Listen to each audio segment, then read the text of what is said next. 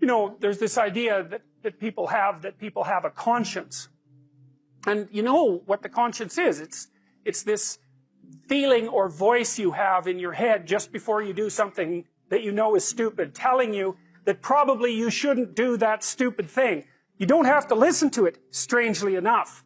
But you go ahead and do it anyways, and then, of course, exactly what the conscience told you was going to happen inevitably happens, so that you feel even stupider about it than you would if it happened by accident. Because you know, I knew this was going to happen, I got a warning it was going to happen, and I went and did it anyways. And the funny thing, too, is that that conscience operates within people, and we really don't understand what the hell that is. So you might say, well, what would happen if you abided by your conscience for 5 years or for 10 years? What sort of position might you be in? What sort of family might you have? What sort of relationship might you be able to forge? And you can be bloody sure that a relationship that's forged on the basis of who you actually are is going to be a lot stronger and more welcome than one that's forged on the basis of who you aren't. Now, of course, that means that the person you're with has to deal with the full force of you in all your ability and your catastrophe, and that's a very, very difficult thing to negotiate. But if you do negotiate it, well, at least you have something, you have somewhere solid to stand, and you have somewhere to live, you have a real life. And it's a great basis upon which to bring children into the world, for example, because you can have an actual relationship with them instead of torturing them half to death, which is what happens in a tremendously large minority of cases.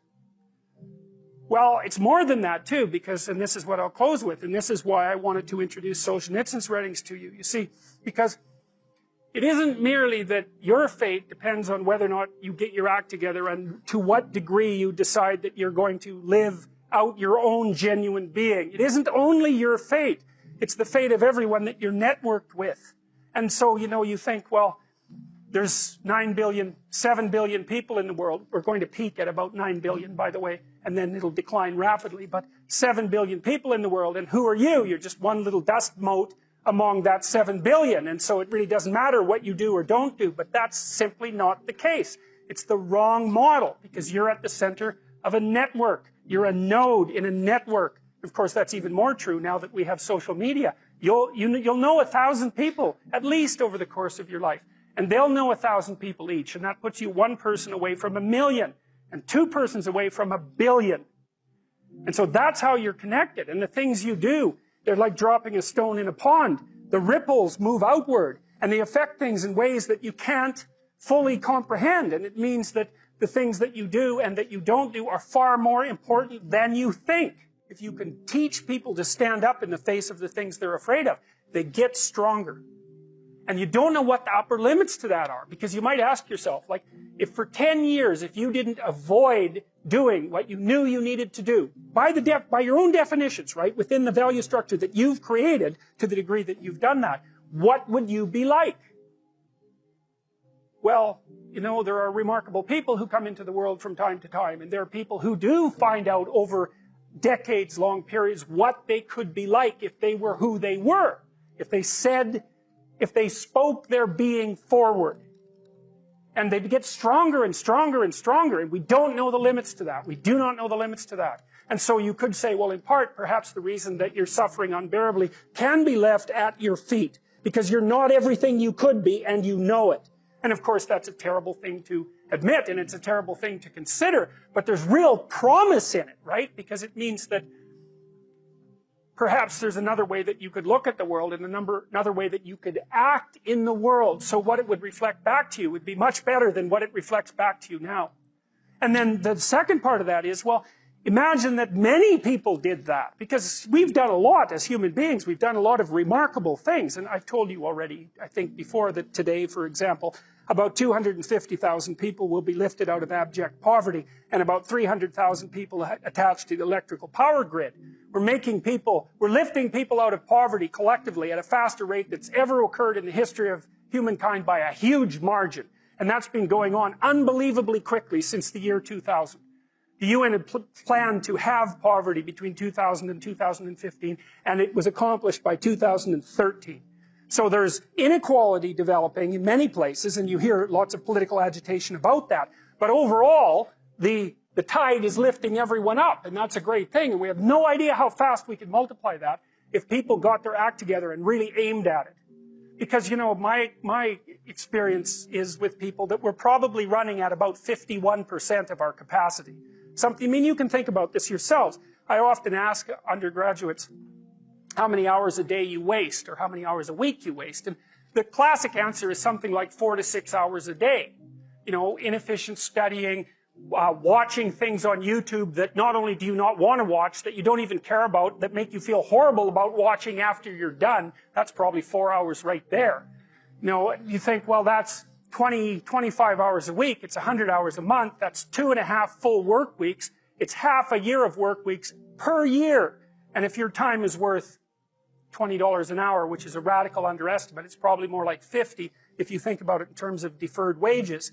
If you're wasting 20 hours a week, you're wasting $50,000 a year. And you are doing that right now. And it's because you're young, wasting $50,000 a year is a way bigger catastrophe than it would be for me to waste it, because I'm not going to last nearly as long.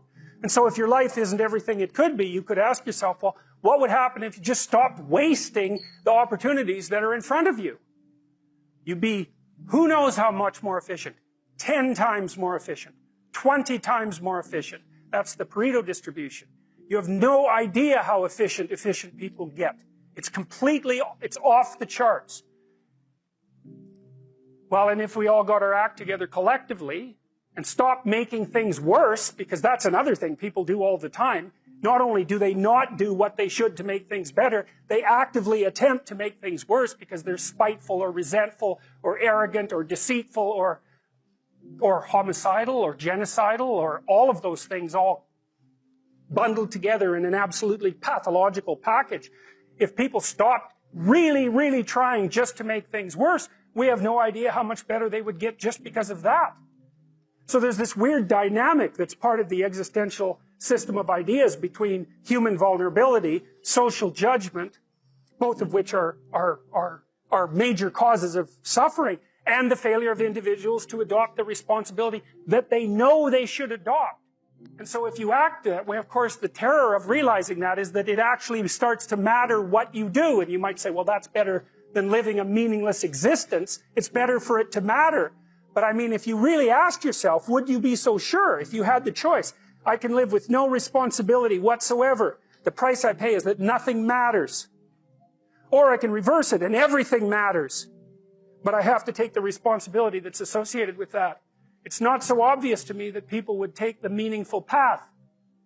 You know, when you say, well, nihilists suffer dreadfully because there's no meaning in their life and they still suffer. Yeah, but the advantage is they have no responsibility.